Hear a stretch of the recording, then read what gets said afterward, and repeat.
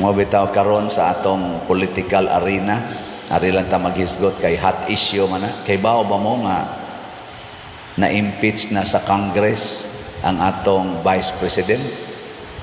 Wa tingali usan atong wa kay bao kay sa mainstream, sa mga vloggers o sa tanan nahitabo man ni. Ang dagkong pangutana, ang 32 million nga ning butal sa Vice President, mao ba'y ila karong sentimento nga i-impeach ang ilang gibutaran niadtong eleksyon sa national election sa 2022? Karong 2025, kining 32 million kuno, matud pas pipila ka mga komentaryong akong gibasa, mao ba ang ilang sentimento? O mura sila og kawatan sa Kongreso sa ilang balaanong katungod sa pagtuboy og usa ka opisyal sa gobyerno. Kay ang nag-impeach 215 congressmen, 215 ka congressmen ang nipirma. Siyam ang taga Sugbo, ang congressman nga gikan dinhi sa Cebu. Siyam, murag siyam kabuk unom ba to? Murag siyam. Nipirma sila nga i-impeach ang Vice President. Sa 6 or 3 pila ta dinhi nga voter sa Cebu. Wa so okay ba? Abot ba ta og 3 million? Oh, na. 6? Bahala na. Kitang tanan nga mga butante sa Cebu, girepresentahan ba ta aning siyam ka mga Cebuano congressmen nga atong gustong ipa-impeach ang Vice President karong panahon na? Lingay mong tupad. Nga gusto ka nangandoy na ka nga i-impeach ang Vice President. Kay gitawag man sila House of Representatives. So mo na unang pangutana.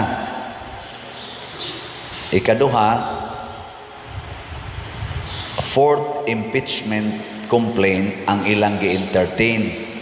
Pero matud pas komentaryo, ako sang gitan-aw, giskana ko maayo diya sa mga vlog-vlog.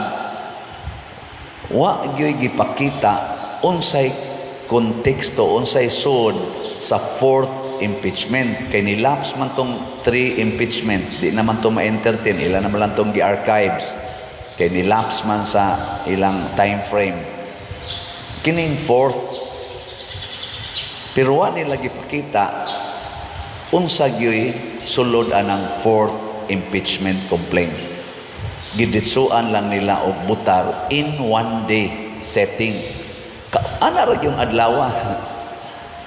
Pag abot sa impeachment, butar dayon, usa ra ka adlaw. Ana, ang atong eleksyon nagsugod og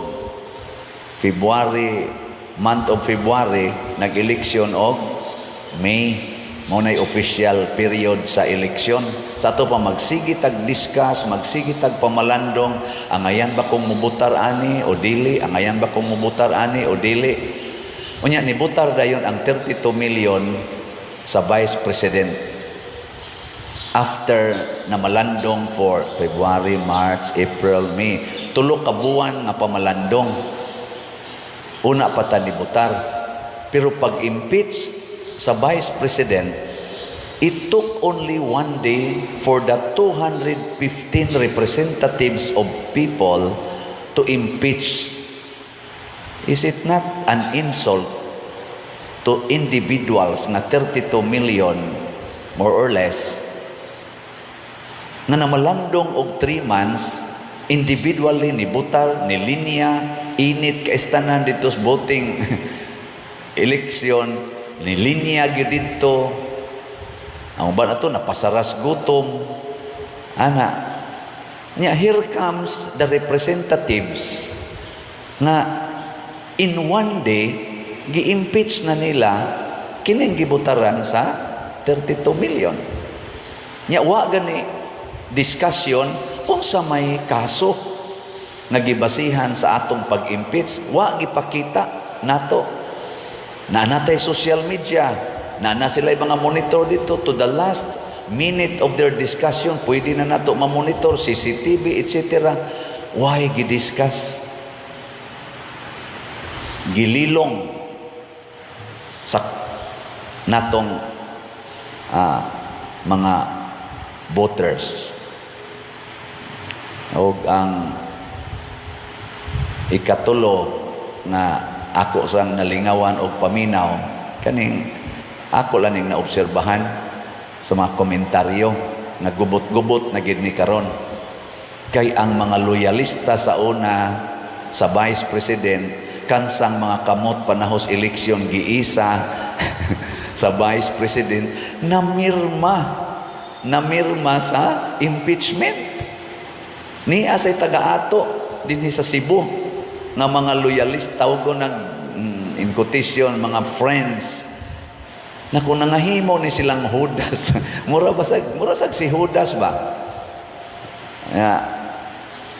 kuyog ni Hesus, siging kuyog ni Hesus, pero ni unay og papatay ni Hesus. Mauni ang kalibutan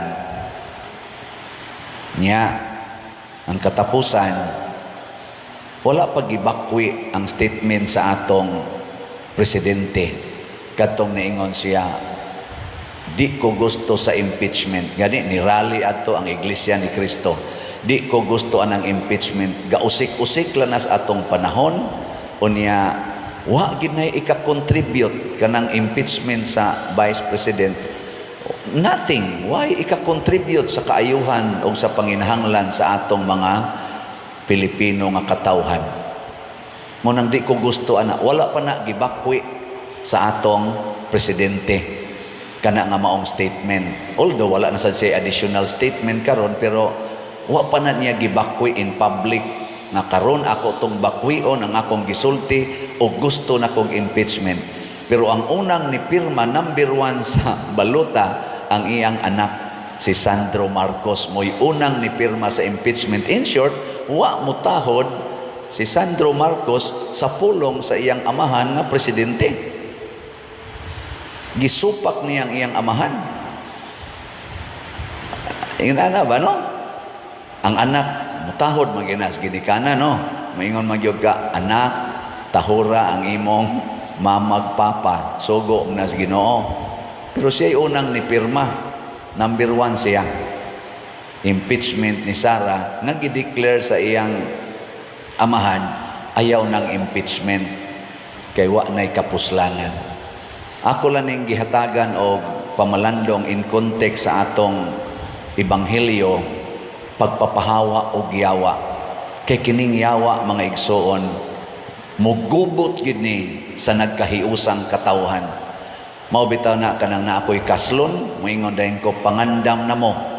Kay naghiusa man mo, ni-declare man mong maghiusa, bungkagon gyud mo siyawa. Tagaan gyud mo daghan kayong pagsulay hangtod mabungkag mo kay kontra ginasyawa ang unity. Onya kay si Bongbong Marcos o si Sara pag eleksyon ni-declare man nga unit team ta, unit team. Agibungkag na Rosyawa, hastang ilang ka-unit team, nagiyawaan na. Ambot o kinsay giyawaan na, diri ba sa side ni Presidente Marcos o diri ba sa side ni Sara, atong Vice President. Ang ato lang pamalandungan, kinsa Manila ang nagsunod o duol-duol sa batasan ni Kristo. Kinsa Manila ang duol-duol sa kinabuhi sa mga santos, labi na gyud sa mga martyrs. Ang persecutor mao ginay duol sa kinabuhi sa yawa. Ang persecuted duol na ni Kristo. Matod pa ni Kristo, Matthew chapter 5, bulahan kamong gilutos, gidaog-daog o gibutang-butangan sa tanang matang sa kadautan. Ug mahitabo ni paglipay kamo. Mao na sila si Pedro Bautista o si kaning Paul Mikig, mga kauban San Lorenzo Ruiz, naglukso-lukso sila sa kalipay sa dihang gideklarar na nga amo na mong putlas liog, bitayo na mo sa cross, patio na mo. Nilingiyay mong tupad ing na asa man ka nga side karon sa yawa o ni Hesus ing nakono. Nya mopadayon ko gamay, nalipay ko ani nga nitunga ning impeachment dito sa House of Representatives nga na final nila kay karong si manaha ko no mo close na sila sa ilang session, balik sila June. Ang Senate ni close na sad. Di sa to pa ang ilang katapusang gibuhat mao ang pagdesisyon nga i-impeach sa House of Representatives. Ang ilang katapusang gibuhat i-impeach ang Vice President. Nya mag-eleksyon ta karong Mayo, musugod na ta sa formal campaign sa election process karong February, karong buwana, karong February 11 man siguro. Ala sige, kay kabahin man kita sa katilingban, mamalandong ta. Kinsa may atong pilion, di na ta mo pili sa kadtong naduol ngadto siyawa. Ari ta mo pili sa naduol sa Ginoo. Aron masulbad ning atong kagubot. Hunong nataan ang pamakak, hunong nataan ang paghigugmas kwarta. Matod pa nila, mubaha ang kwarta panahon sa eleksyon. Kanang nipabaha o kwarta, isalikway tana. Kay ang higugmas kwarta, ang paghigugmas kwarta, tuburan gina tanang yawa, mahimutang mabudhion. O kanasang nanghatag o kwarta para sa eleksyon, mga mabudhion na sa atong nasod. Nga naman, kay kanang kwarta nga ilang gigamit pagpanghatag nato, kinurapot sa na nila sa atong buhis nga gihatag ngadto sa gobyerno. Giunay ratag luto sa atong mantika. Kita nga ni buhis, kita'y giilan-ilan nga taga-tagaan tag kwarta, ato rasan ng buhis. Naingon ako, ikaw pader, sige kag hisgot ana, mura ra ba kag ni buhis? Tax exempted ra ba mo, mga pare? Nako, tinuod gina. Wa mi taga-ig kuhaig buhis. Pero ang tanan namong gipalit dinhi sa parokya o sa among mga personal nga mga gamit, pulos gina gikuhaag buhis. Nagbuhis lang gyapon mi. Di ba? Ang atong simbahan gabuhis gihapon. Kining tanang gigamit nato dinhi nga sa atong operations, tanan gikas kinagamyan ngadto sa kinadakan, pulos na gikuhaan og buhis. Di man na mangutana dito sa grocery, kining bugas, kining mantika, kining niyang inyong gipalit para ni simbahan. Ni siya, para simbahan. O sige, wa lang ni tax ha. Di oy, automatic na. So kitang tanan nagbuhis. Nya kuhao na sa mga kurap og ipanghatag nato panahos eleksyon, ilad-ilaron ta nga gikan nila mga hudas sa katilingban. Hunong nataana. Pilio nato ang naa duol sa Ginoo, isalikway nato ang duol sa yawa. Ato ng katungod nga mga magtutuo, pakamatya na nato ang atong katungod.